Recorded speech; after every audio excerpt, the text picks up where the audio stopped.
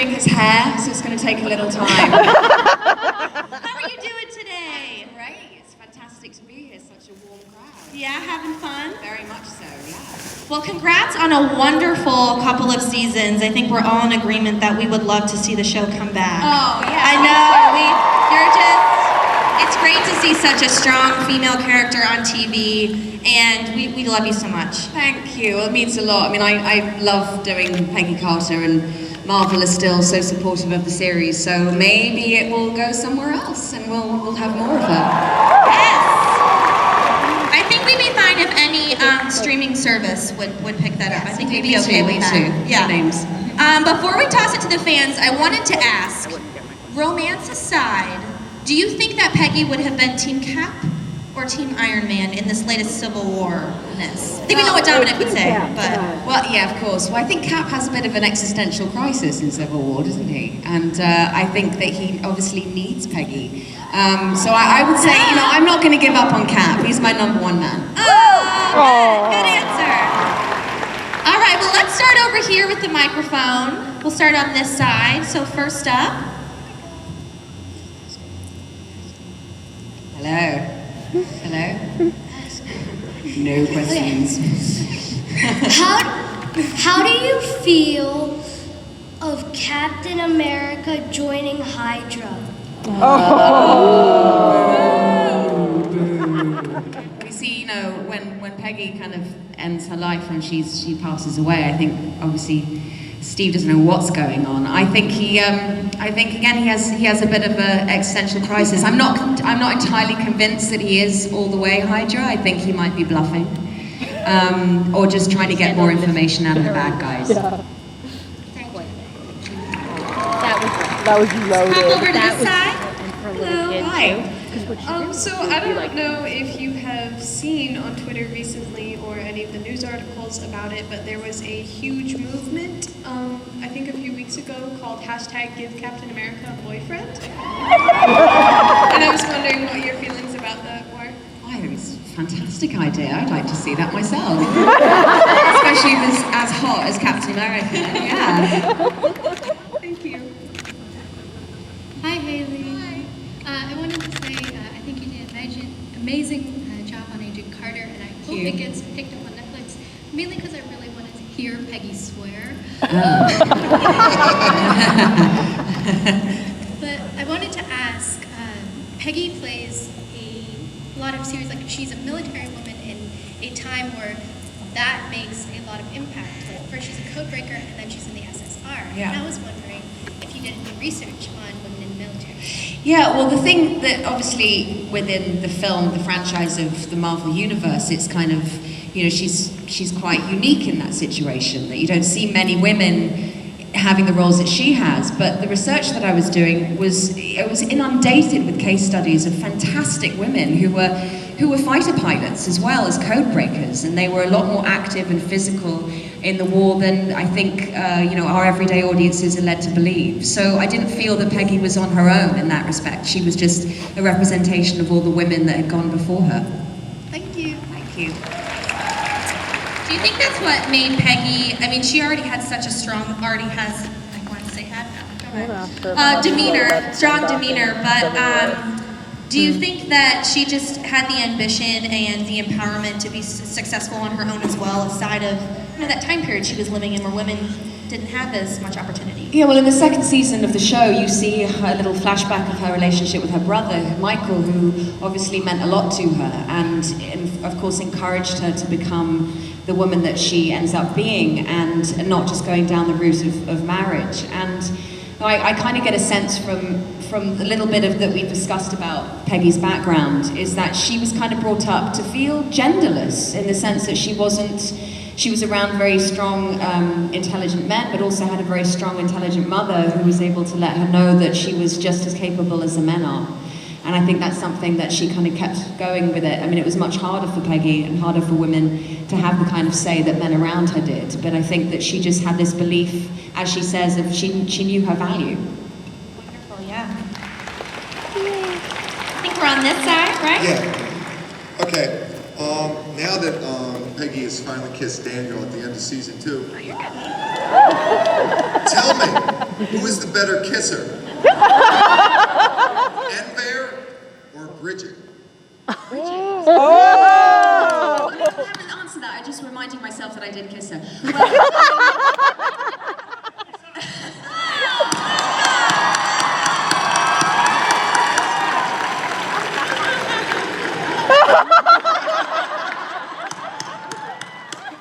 It's a nightmare working with this man.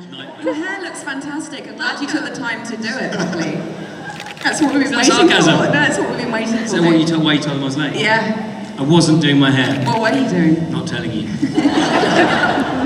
Hi. There's loads of people. I feel like the three British people. Like, Welcome, welcome. Sorry, I'm Happy late. to have you. I'd say It's fun. Dominic is definitely the better kisser. Thank you very that much. wasn't the question. Hi, Hayley, how are you? I'm good, how are you? I'm great, thank you. Amazing voice. Thanks. I was wondering, since you've played Peggy Carter at so many different stages of her life, I was wondering if there was a different headspace that you had to get into to play her at different points and what the differences were. Yeah, the biggest difference in season 2 is when you see the flashbacks of her where she is struggling to figure out whether she should marry or she would go into the military.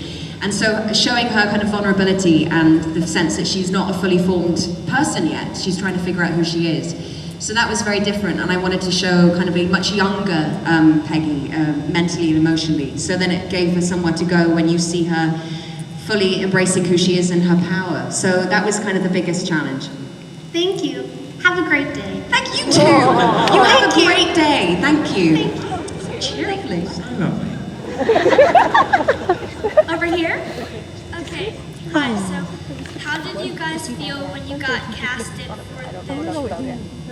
Well, He's I was a bit British. relieved because the last time He's Dominic British. and I All worked three of them together, are we were British. wearing the worst I didn't wigs feel like known to he was humanity also. in the Duchess. Mine was worse. Yeah, yours was awful. Mine was tight I don't wanna know curls what on kind of my British forehead. flag it You is. told me I looked like one of those buffaloes. You did. And I couldn't see. And they kind of, I looked like We were meant to look good and sexy, and we looked awful. we looked awful. I can't say this out loud. No, we actually. can't. I know nothing. No, it was great. So yeah, it was like kind of when I found out you were cast, I was like, oh bloody hell, I can't get away from you.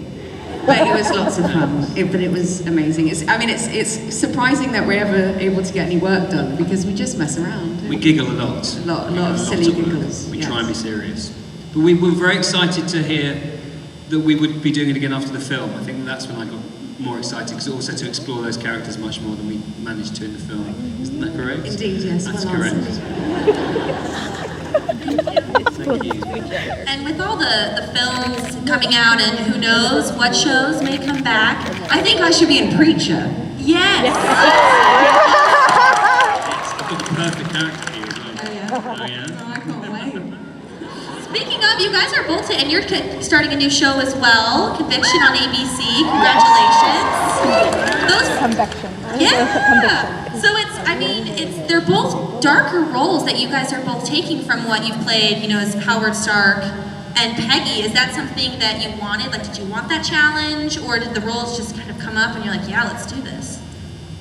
Yeah, the roles they're extraordinarily different, aren't they? I don't know enough about the new one you're playing, but I think that's what both of us, when we studied, they're the kind of things you absolutely want to do. You want to try as many different genres as possible, and you want to push yourself as far as you can to see what interests you and excites you. So having done that for so long, you want to do something almost the opposite, and that's how I felt going into that. Yeah, absolutely. If there was a character that was similar to Howard's, then you'd probably think twice about doing it. And I very much enjoyed trying something completely different, and then after this I'd like to go back to something completely different again. You're brilliant in it, by the way. Have you seen it? I've seen the trailer. I was like, but even so, I was like, I don't even speak in the trailer. It shouldn't sound surprising, but it's brilliant and it's so different. What sounds surprising, the way you actually complimented me sounds surprising. No, I didn't want to sound like I was surprised that you were good. You did sound surprised. Well, I'm a little are bit surprised. But to see you do something so different and dark. Thank you, Hayley. And you are great at it. It is great. Thank you. Love it. And they are super dark, so I'm interested to see where it goes. It's Gets gonna be a great darker. show. Gets darker? Oh, it does, yeah. In a nice way. Good. In a family-orientated way. Of course, right. Marty McFly, over here. Next So What's the funny. quote again? What'd you do, kid? Jump ship? Is that the quote? Is that right? Yeah. Where is he? He was here. Dominic does a great Doc impression. Yeah, I do. James. Sorry. Okay, so Hayley, I was wondering of the Dub Smash Wars, which was your favorite to film and which was your favorite to watch on the Agents of S.H.I.E.L.D. side? Well, when we started this Dub Smash War, what actually happened was that we were in Comic-Con, James, Darcy and I, and we were having lots of fun and started posting over Dub Smash. And you know, Clark and Chloe were like, "Yeah, we want to get in on that." So they tried to do a few that weren't very good. And then that night, I was really tired, so I went to bed early. And James texted me and he went, "Oh my God, I'm really scared. What's happening in the next room? They're planning something big." And they'd gotten the whole cast to do "We Are the Champions," ending with Clark Gregg dressed as Peggy. And I was livid. That was awesome. Because it was really good. And I didn't sleep all night. And the next morning, James and I met for breakfast and we looked at each other and James went, "Well, there's only one thing we can do." And so we booked a flight to Atlanta the next day. We got up at 4 a.m. and we flew all the way to the set of Civil War to Dub Smash with Chris. Another one bites the dust. And then we're like, "Thanks, see ya." Got on a plane and went all the way back. That's how psychotically competitive we are. And I like to think that one, to be honest.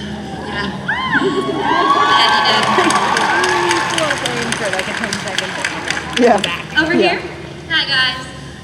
My question is actually for Hayley. Sorry, Dominic, because you took forever to get here. It's all right.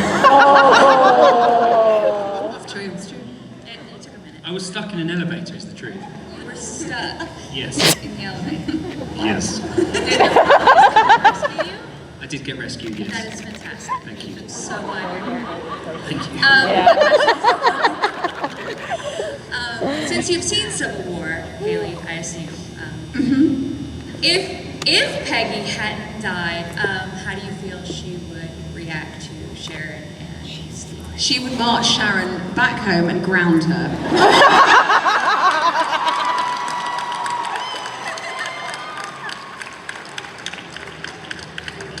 I think we're all hoping you'd say that. Quite right, quite right. Thank you, you did not just I don't ship Steve and Sharon, but like, Hi. I I was wondering for Hayley, since we learned from the Winter Soldier and the interview footage that was released, that Peggy married somebody that was rescued by Steve, and at the end of Agent Carter, she ended up kissing Sousa, who was in the war. So do you think that that person was Sousa that she ended up marrying? I think that's why we need a season 3.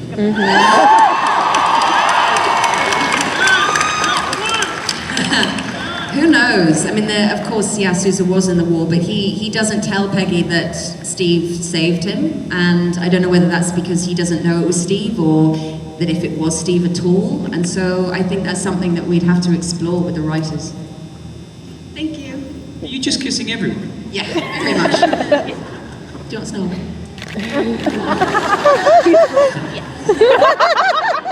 I got embarrassed.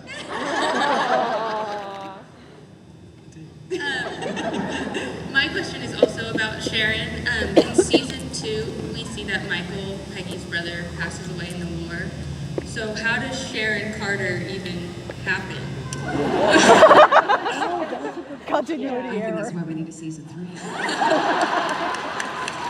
It's a very good question. Over here? Hi. Hi, I'm sorry. It's me, Vince. Hi, Vince. I think you think I'm following you by now, right? No, thanks for the jewelry. Didn't I see you in New Orleans? You're welcome. My question being, actually from season 1, my first question comment is, what am I gonna do at 9 o'clock on Tuesday after Marvel ends the Shield Ball? What am I gonna watch?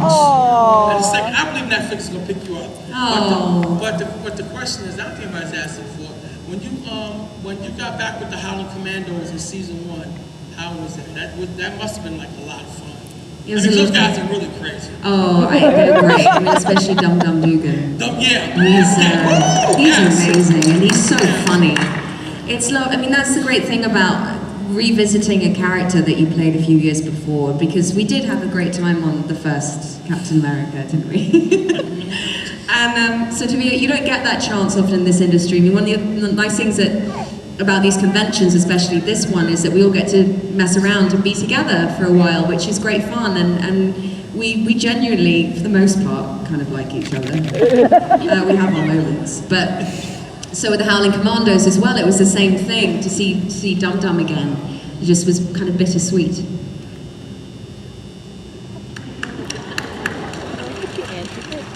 Over here. Hi, my name's Jessica. My question's for Dominic Simpson. Oh, thank you. You're just feeling sorry for me because I'm just sitting here alone. Thank you. My question was about your role in Mama Mia. Yep. So what was it like preparing for that type of musical role that's so vastly different than you did for Harvey Circle? Yeah. Well, it was very daunting because I couldn't sing any of the notes because they were so high. That was the first problem. And then I found myself in a church with a piano and a very hairy man playing that piano. I was requesting me to sing this song, which was an ABBA song, and he happened to be in ABBA. Then I sweated profusely for half an hour and then managed to reach some high notes and then practiced constantly for about 2 weeks. And then did lots of sit-ups because I heard I was going to be naked throughout the entire film. The whole thing was petrifying. Thank you. Thank you very much. I have a question for Hazel. You gotten to reprise Peggy multiple times, and you really been able to dig in and give us this amazing, inspiring, and strong character. So what's your favorite part about Peggy? I like that she's not a superhero, so she doesn't have any superpowers, but that makes her quite relatable because she has to use what's around her, and she's used her wit and her intelligence. But what I also like is that there's a vulnerability and a warmth about her. She's not perfect, and that makes her so much more human and relatable. And at the same time, the thing about people who have courage, it's not that they are fearless, it's what they choose to do in the face of fear. And to see someone like Peggy, who is, the odds are always against her, and yet she taps into these deep resources within her that allow her to do incredibly brave things. I think that's quite inspiring. Thank you so much. I think the showrunner said that one of Peggy's greatest qualities is that people underestimate her. So, Yeah, because it gives her somewhere to go. Yeah. Exactly. Did she change a lot from how you did it when? Because I found it really odd going back years later into a TV show, having thoughts about that character before. Did it change? Did she change a great deal? Do you watch the first film now and think that's quite a different interpretation of her? Yeah, there wasn't much humour in her in the first one, and she was, and I found her in some ways quite stiff. And the great thing about the series was it allowed me to have a bit more space to explore different parts of her character. Clowning work, I called it. Clowning, yeah. Yes, No. goofballing. Over here. Thanks. Great question, Dominic. So Dominic, what do you do to prepare for Preacher? My hair. Yeah. Hi, my name is Paige. I have a question for Hayley. One of my favorite things about your character is her fighting style. Peggy has a tendency to just sort of barrel into people and use her brute strength, which I find is a little bit unusual for a female character. Usually it's more of a finesse. And I was wondering how that style was developed, like who's responsible for that? Well, that style was developed because I, Hayley Atwell, have a lot of confidence and very little skill, which is quite a dangerous combination. I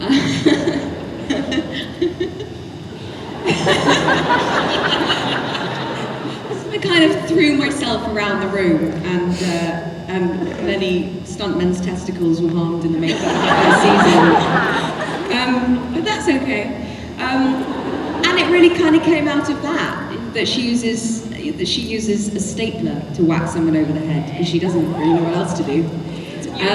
So it literally came kind of quite in her haphazard, clumsy way, but that she had. I also played rugby at school when I was a kid, and I was one of the smallest people on the team, so I would just throw myself at people and I'd run into them because that's what I was just like, this pitch, that's the ball, just run into people. So I would just kind of barge into lots of big legs in front of me. And yeah, it kind of gave me a preparation, a starting point for Peggy.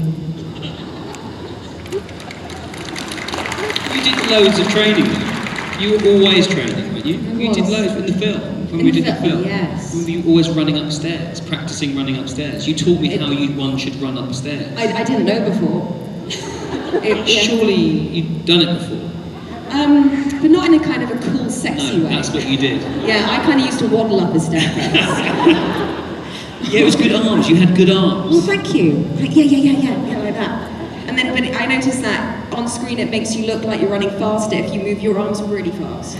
So my legs would be kind of normal pace, but I'd be doing that, and then I just look That's good. what you taught me. Yeah. Thanks for that. Hi, I'm a big fan of both of you, and I was just wondering, working with like the people you do on Agent Carter, it's a really great cast. Was there anything really funny that happened behind the scenes that that we didn't know about, we didn't see? Well, yes. Where should we begin? I think, Which one are you going to say? Because I'm a bit worried about this. You going to tell me? Yeah. Yeah, okay. So there was a scene where... Right, hold on a second. Wait, shall I tell my version and you tell your version? Well, Or I'll nubbins in. You'll when nubbins I in, think okay. you're lying. So, for some Dominic and I were messing around and we did a scene and we ended up both on the ground.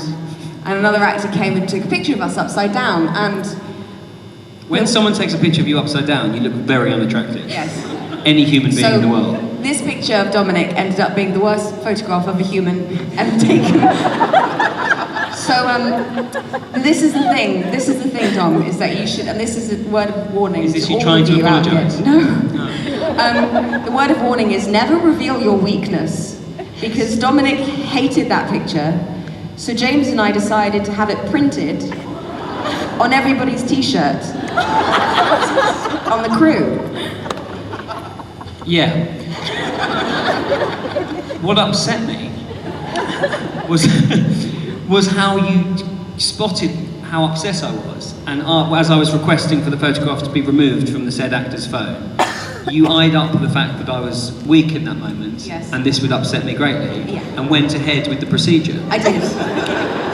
And not only was it printed on t-shirts, but there are now phone cases, key rings. I went on holiday last week, and I was in the Bahamas, which was very beautiful. And I, of course, had the phone case of Dominic. So that came with me. And I have the phone case stuck in the sand next to an iguana.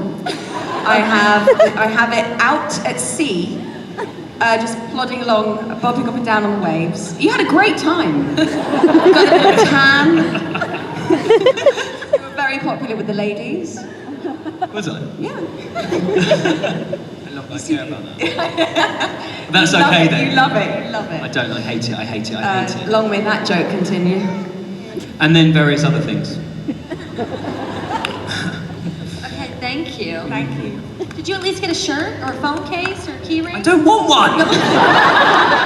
I look hideous. There's a photograph of Dominic on the floor beside a man wearing the t-shirt of lots of Dominic faces all over the t-shirt, and then wearing a t-shirt on his head of Dominic, and Dominic's face beside it. It's a beautiful thing. I think it should be your new headshot. Over here. Hi. Before I ask my question, I wanted to tell Dominic that I thought Chris Hemsworth's hair was beautiful today, but you blew him out of the water. Your hair was gorgeous. Thank you. And this question is for Hayley. Do you think that Dottie could have been brought over to the good side due to her admiration of Peggy? No, I think the great thing about Dottie is that she's Peggy's nemesis and that she's a force for evil, and that's very much kind of what's been ingrained and trained in her as a Black Widow.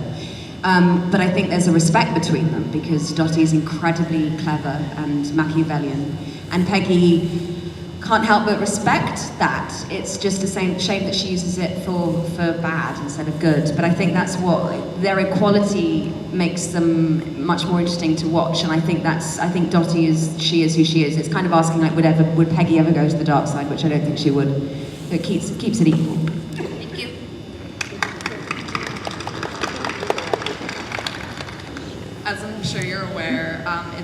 see a strong female, complex female character in popular media. So who are your favorite leading ladies?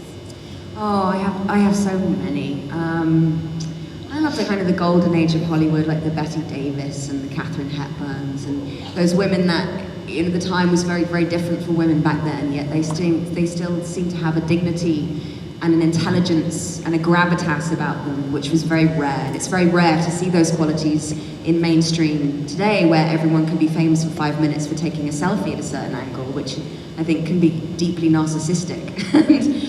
So to have these incredibly strong women that I would watch their films growing up and think how witty and how smart they seem to be, and also elegant, and using their femininity and their sexuality, but that being just a facet of many qualities that they had, as opposed to just their main currency. Awesome. All right, guys, I think we have time for 2 more. Don't worry, Spidey, we'll get you in. We're gonna pop to this side first, though. Hi, my name is Catherine, and my question is actually for Dominic. Because of Tony's actions at the end of Civil War, do you think, as his father, he would have approved of them? Were they justified because they were vengeful, or would he have understood that Bucky was not actually Bucky at that point in time? Well, it's hard to think how a person who is thinking in the time that I'm playing Howard would be thinking in the future. But I think he would have approved of his actions and understood the situation he was in. Because Howard has to make some very, very tough decisions always, and often gets blamed for making the wrong decisions and making the wrong choices for either greed or for his own best interests. But I think that he's a man that understands difficult, tricky situations and understands the reasons people make those decisions. So I think he probably would have agreed and decided, I think. But that's for the other actor that plays him when he's older. Who's that? John. John can answer that. I'll get him on the phone. Quickly, get him on the phone. FaceTime. Was that the right answer? Sounds good to me. Are you sure? I feel like it was wrong. It's a great answer. Thanks. You're welcome. All right, Spidey, I think you're our last question. Okay.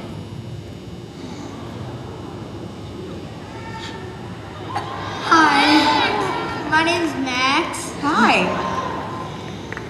Okay, so this question was supposed to be for Hayley, but Dominic, I guess you could do it too. That is so sweet of you. You're feeling sorry for me as well.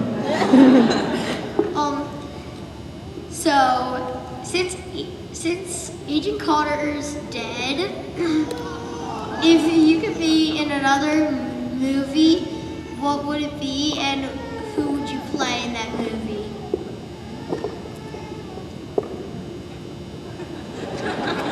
In the Marvel world, you mean? Yeah. Anyone? Yeah, I'm pretty sure. Anyone? Sharon.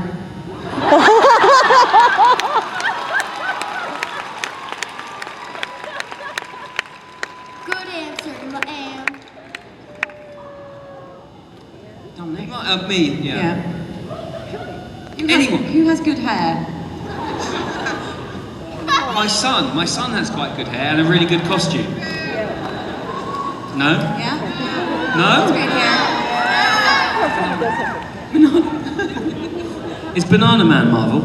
I believe so. Yes, him. Banana Man, please. Okay. Thank you, sir. Well, thank you both so much for joining us